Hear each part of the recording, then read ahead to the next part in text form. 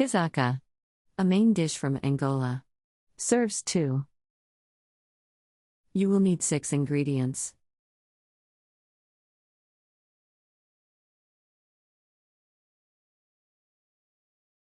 Step 1.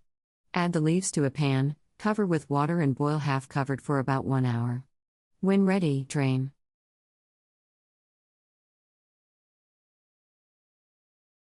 Step 2. Wash the fish well and break into pieces, removing as many bones as possible, then set aside.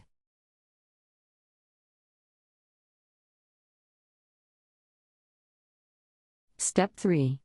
Add the palm oil to a pan and use to fry the onion until golden, then add the greens and fish to the pan along with the chili.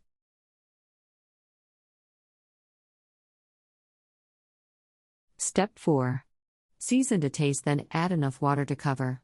Bring to a boil, reduce to a simmer and cook, partially covered, until the water has reduced and the dish is almost dry. Step 5. Serve over plain rice or with funge.